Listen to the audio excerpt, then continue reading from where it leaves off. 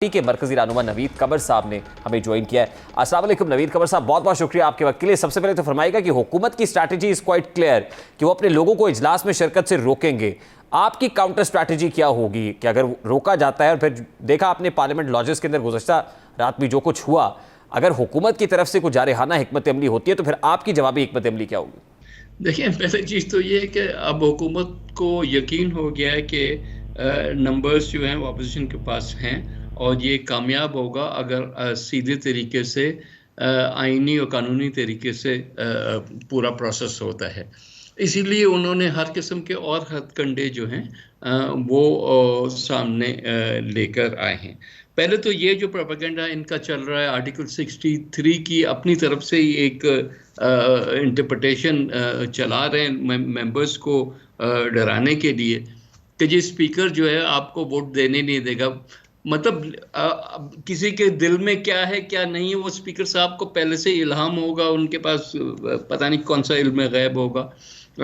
जबकि 63A में एक एक चीज़ जो है वाज़े तौर पे लिखी हुई है। एक दफ़ा आप वोट दे देते हैं मनी बिल पे या वोट ऑफ कॉन्फिडेंस या नो कॉन्फिडेंस पे वगैरह वगैरह, तो एक दफ़ा आप जब वोट दे देते हैं तो उसके बाद हेड ऑफ द पार्टी जो है वो लिखता है स्पीकर को, और स्पीकर जो है एक पोस्ट ऑफिस है वो इलेक्शन कमीशन को लिखता है और उसके बीच में एक शो कॉज नोटिस देना पड़ता है जिस बंदे के खिलाफ एक्शन लेना मंजूर हो। नवीद कमर साहब, आप बिल्कुल दुरुस्त फरमा रहे हैं, लेकिन सवाल तो ये है कि अगर हुकूमत घबराई हुई है तो आप भी एक्स्ट्रा सेंसिटिव हैं, ऑपोजिशन भी ज्यादा हसास हो रही है कि पार्लियामेंट लॉजेस के अंदर 10 लोगों को बुलाने की इजाजत होती है, 70 लोग आ जाते हैं। 70 का नंबर जो है ये तो एक मफरूजे पे शेख रशीद साहब या पता नहीं हुकूमत वाले ने कहा एक कमरे के अंदर, आपने भी यहाँ के शायद कमरे देखे हों, कितने लोग पूरे आ सकते हैं भाई? ये 70 लोग कैसे एक कमरे में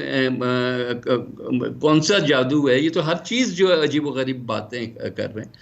हाँ, आम JUI के कारकुनान कुछ एक सेकंड बात पूछी आए थे, मेरा ख्याल है कि 20 के करीब थे। इनका कहना था कि 10 का नाम लिखाया गया था, शायद 10 से ज़्यादा आए, मे भी आए हों, पता नहीं। लेकिन आप देखें तो सही कितने मेंबर्स हैं, और मेंबर्स को इस वक्त मेंबर्स जो गवर्नमेंट के बयानात हैं और गवर्नमेंट की जो हरकतें हैं उसके लिहाज से तो जाहिर है मेंबर्स इनसिक्योर फील करेंगे ना, कि कोई पता नहीं कि ये क्या करेंगे। और इन्होंने सोने पे सुहागा कहा है कि हमारे वर्कर्स जो होंगे, मतलब वर्कर से मतलब वो इनके गुंडे होंगे जो कि मेंबर्स को फिजिकली रोकेंगे जिस दिन वोट होना होगा या जिस दिन इजलास होगा, कि यहाँ पे हम अपने वर्कर्स को जलसा करेंगे डी चौक पे। नहीं नवीद कमर साहब, इससे पहले कि हुकूमत एक्ट करती, आपके लोगों को डराया धमकाया जाता, आपसे भेजा में रखा जाता, जिस तासुर का इजहार आप कर रहे हैं, आप रिएक्ट करते, आपने तो पहले ही एक्ट कर दिया। लगता तो यह है कि हुकूमत की बजाय जरा ऑपोजिशन इस वक्त एक्स्ट्रा सेंसिटिव है। बात यह है कि JUI वालों को डायरेक्टली थ्रेट जरूर था और इसीलिए मौलाना साहब ने भी कहा था कि जी हमारे लोग भी हमारे मेंबर्स की प्रोटेक्शन के लिए होंगे। हमें बिल्कुल शेख रशीद और उसके फॉलोअर्स, चाहे वो पुलिस हो इस्लामाबाद की या दूसरे फोर्सेस वो इस्तेमाल करें, उन पे जरा बराबर रत्ती बराबर भी ये इतना भरोसा नहीं है कि वो मेंबर्स की हिफाजत करेंगे। बल्कि हमें तो ये डर है कि वो इमरान खान के कहने पे उसके जाती मुलाजिम होते हुए, जो कल का एक्शन हुआ है वो तो जाती मुलाजिमों का एक्शन था ना, कि आके यूनिफॉर्म पहन के खड़े हैं तो क्या हुआ? हुकूमत को ये तो इजाजत नहीं हो सकती ना कि वो जिस मेंबर को चाहे वो घसीट के ले जाए, जिस मेंबर को चाहे अगवा कर ले। ये नहीं हो सकता, ये प्रीएम्प्टिव काम होने होते हैं। आज भी धमकियां दी हैं इंटीरियर मिनिस्टर ने। वो कौन होता है धमकियां देने वाला मेंबर्स को, कि हम जो है वो उनको जेलों में डाल देंगे, फिर उस दिन ले आएंगे, हमारी मर्जी?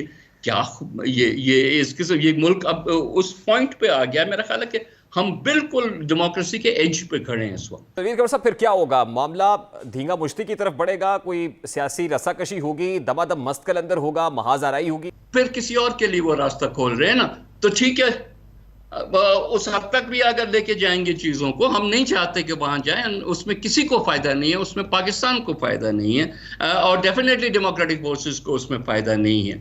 लेकिन इमरान खान की तबीयत को जानते हुए वो किसी भी हद तक जा सकता है और हमें उस सारी चीज़ के लिए तैयार भी होना होगा और हम तैयार हैं। देखिए, लेकिन वो नॉन डेमोक्रेटिक फोर्सेस तो बार बार कह रही हैं कि हमें सियासत से दूर रखा जाए। वो तो बार बार ये कह रहे हैं, लेकिन ऑपोजिशन और हुकूमत इस वक्त दोनों फौज की बार बार बात कर रहे हैं, एक ऐसे मौके पर जब खुद तर्जुमाने पाक फौज आकर ये बात बावर करा रहे हैं कि हमारा सियासत से कोई लेना देना नहीं। देखें, उनको आना भी नहीं चाहिए, और वो सही कह रहे हैं कि हम सियासत में नहीं हैं। लेकिन बात सारी ये है कि अगर आप यहाँ पे रेड जोन में फसादात कराने उसमें दरपे लगे हुए हैं, या मेंबर्स को जो है अपना जो आईनी हक है वो दिलाने की, सिर्फ अपनी कुर्सी बचाने के लिए, मतलब अगर ऐसे है तो आज वो ऐलान कर दे कि मैं इस मुल्क का शहंशाह हूं, और मैं, और फिर उसके बाद मेरी औलाद जो है इस मुल्क के ऊपर चलेगी, और कोई उनसे पूछने वाला ना हो कि तुम ये कैसे कर सकते हो। तो फिर आपके मेंबर्स को धमकियां मिल रही हैं नवीद कमर साहब? देखिए, थ्रेट्स तो सबको कलेक्टिवली आ रही है ना, मेंबर्स को इंडिविजुअली कोई जो पिछले जमाने में जैसे फोन कॉल आते थे कि फला वोट ऐसे करना है ऐसे करना, वो नहीं आ रही। लेकिन जो थ्रेट प्राइम मिनिस्टर मुल्क का खड़े होकर जलसे में थ्रेट देता है कि मैं बंदूक के नोक पे मैं रख रहा हूं इनको, तो ये इसको किसने हक दिया ये थ्रेट देने का? नहीं नवीद कमर साहब, सवाल तो मेरा बड़ा सादा सा है कि अगर हुकूमत अपने मेंबरान को रोक लेती है असेंबली में आने से, तो आपके नंबर्स पूरे हैं? जितने भी लोग उनके रुकने से रुक सके शौक से वो रोकते हैं, हालांकि ये अनडेमोक्रेटिक तरीका है, लेकिन बहरहाल वो भले रोके। हमारे पास नंबर्स हैं, और इंशाल्लाह हम जो है ये पूरा करके उस दिन जिस दिन वोट होगा दिखाएंगे कि मेजॉरिटी पाकिस्तान की किसके साथ। नहीं, लेकिन इत्तेहादियों ने तो अभी तक यकीन दहानी नहीं कराई। क्या काफ लीग और MQM राजी हो गए हैं कि अपना वोट ऑपोजिशन के पलड़े में डालेंगे? देखें, ये सब चीजें आपके सामने आ जाएंगी। यकीन आपने खुद भी सुनी है कि इमरान खान को भी कोई यकीन नहीं, अगर उसको होता है यकीन तो वो ये सारे हथकंडे नहीं इस्तेमाल करता, और वो कहता कि आए, ये मैं आज ही बुलाता हूँ असेंबली और आके वोट करें।